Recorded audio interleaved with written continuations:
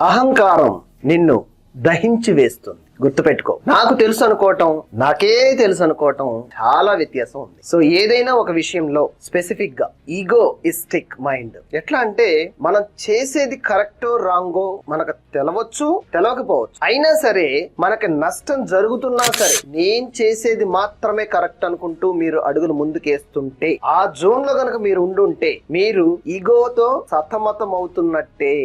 Yes, కొన్ని విషయాల్లో మనం ఈగోతో పోతున్నామా, సరదాగా ఉంటున్నామా అనేది తప్పకుండా ఆలోచించుకోవాలి. ఎట్లా అంటే, ఒక చిన్న ఎగ్జాంపుల్ చెప్పాలంటే, మన ఫ్యామిలీ రిలేషన్స్ లో గానీ, ఫ్రెండ్స్ కమ్యూనికేషన్స్ లో గానీ, అండ్ అదే విధంగా మన సుపీరియర్స్ గానీ, ఆఫీస్ కొలీగ్స్ గానీ, మన ఇన్స్ట్రక్టర్స్ గానీ, సలహాదారులు గానీ, ఎవరైనా సరే కొన్ని సలహాలు ఇచ్చేటప్పుడు, కమ్యూనికేట్ అయ్యేటప్పుడు, ఎక్స్చేంజ్ అయ్యేటప్పుడు సర్వసాధారణంగా కొన్ని పొరపాట్లు జరిగినప్పుడు అవతలి వాళ్ళు ఎవరైనా సరే యాక్సెప్ట్ చేసి నిజంగా మీ మంచి కోరుతున్నారు అనేది మీకు అనిపిస్తే, మీరు కూడా ఆ ఈగోని పక్కన పెట్టి చాలా క్లీన్ గా మీ యొక్క బలమైన రిలేషన్షిప్ ని గానీ, మీ యొక్క ఆలోచన గానీ ముందుకు తీసుకెళ్లొచ్చు. అంతేగాని నేను చేసేదే కరెక్ట్ అని, నేను చేసేదే పర్ఫెక్ట్ అని మిమ్మల్ని మీరు పిన్ పాయింట్ చేసుకుంటూ, మిమ్మల్ని మీరు సాటిస్ఫై చేసుకుంటూ చేసిన తప్పునే పదే రిపీట్ అయ్యేటట్టు, అంటే దానివల్ల మీకు ఎటువంటి ప్రయోజనం లేకపోయినా సరే